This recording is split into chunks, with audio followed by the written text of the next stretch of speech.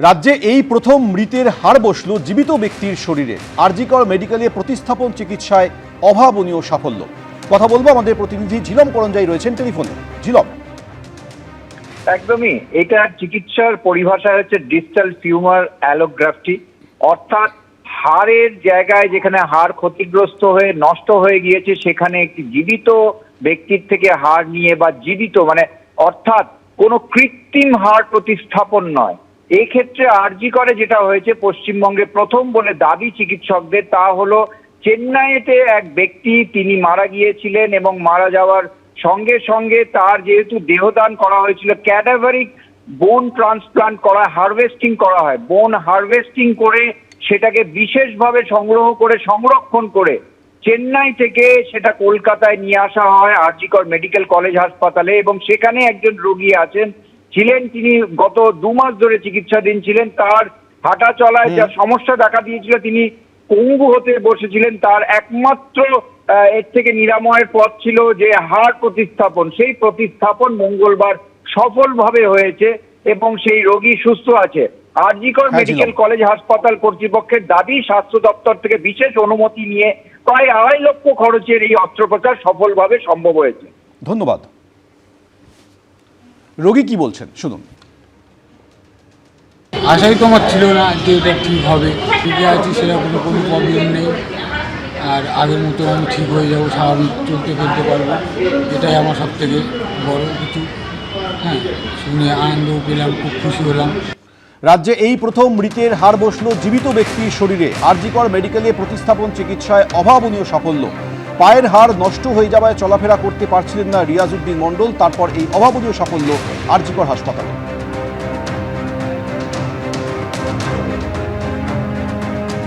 কালকে যে অপারেশনটা হলো, সেটা খুবই সাকসেসফুল অপারেশন আর রেয়ার অপারেশন, যেটা সুনীত বললো সবাইকে। তো এটা একটা বিরাট একটা বোন ডিফেক্ট, যেটা অ্যালোগ্রাফ হিসেবে প্রক্রিয়া করে ওখানে লাগানো হলো।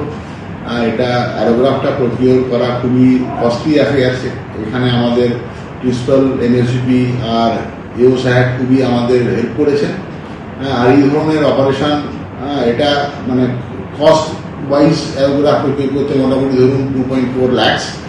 সেটা আমরা গভর্নমেন্টের কাছ থেকে অনেক সাপোর্ট পেয়েছি, we are very thankful to them.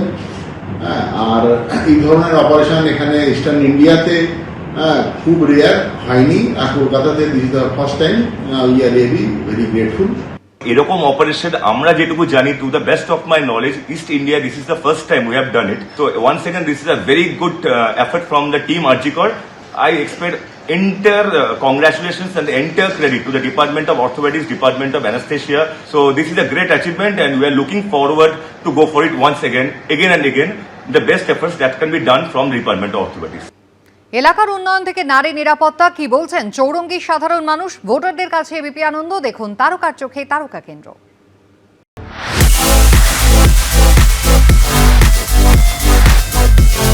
স্বপ্ন তো অনেক থাকে, কিন্তু সব স্বপ্ন কি পূরণ হয়?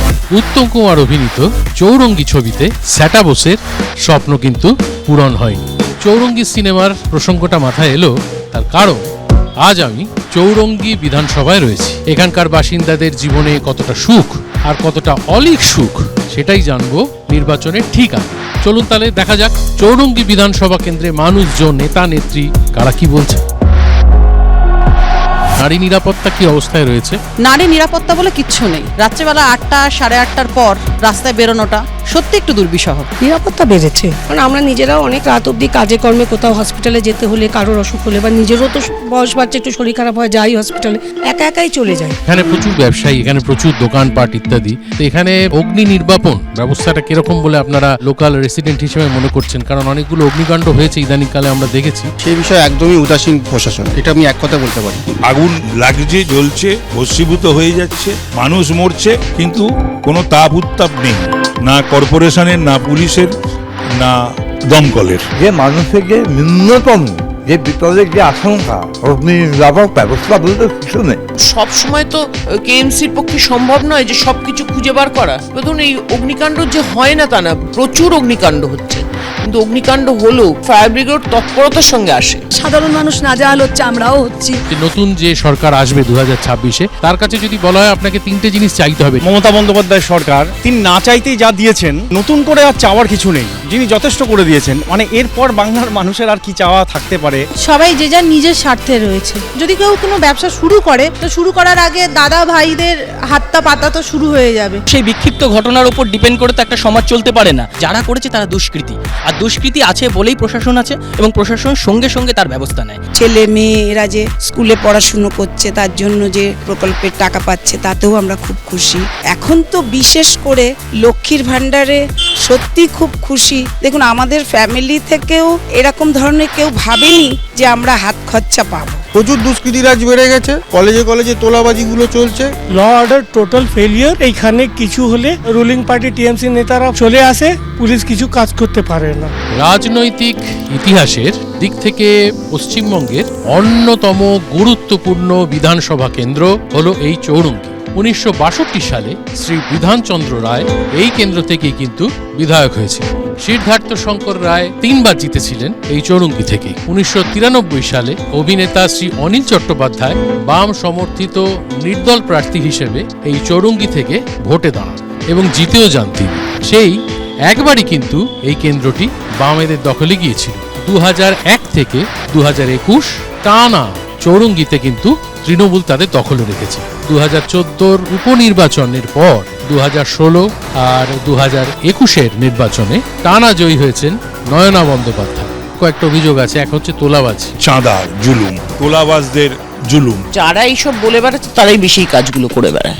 নারী নিরাপত্তা এখানে ঠিক মতো নেই। রাত্রের পরে নারীরা স্বাধীনভাবে ঘুরতে পারছেন না, সেফলি থাকতে পারছেন না। বুক ফাটে তবু মুখ ফোটে না। এখন তবুও মায়েরা মেয়েরা বেরিয়ে বলছেন তাদের উপর অত্যাচারের কথা। নারী নিরাপত্তা আমাদের মনে সেফেস্ট সিটি ইন ইন্ডিয়া এসছে, 1 নম্বরে আমরা আছি। গত বছর একটি ভার্চুয়াল সাংগঠনিক বৈঠকে অভিষেক বন্দ্যোপাধ্যায় বলেছিলেন যে চৌরঙ্গি বিধানসভার দিকে তৃণমূল নেতাদের একটু বিশেষ নজর দেওয়া প্রয়োজন। 2-3টি ওয়ার্ড এবং বিশেষ সম্প্রদায়ের মানুষের ভোট ছাড়া সব জায়গায় হেরেছে, সবকটা ওয়ার্ডে হেরেছে। বিজেপির বড় মেজো সেজো ছোট এমন ভাষা বলছে খালি টিভির পর্দায় আসার জন্য, নাথিং মোর দেন দ্যাট। এখানে এই একটাই তো শিল্প চলছে, সেটা হচ্ছে ইলিগ্যাল বাড়ি আর সাপ্লায়ার সব ওদের লোকজন। তৃণমূল কংগ্রেস এবং পুলিশের একসাথে এরা এইভাবে বেআইনি নির্মাণ করে। মানুষ যদি বলতে যায় তাদের উপর গুন্ডা বাহিনী এসে অত্যাচার করে। এটা বানিয়ে বানিয়ে বলে, কিন্তু এখানে এসবের কোনো ব্যাপারই নেই। এইরকম মানুষদের দিয়ে কিন্তু আর যাই হোক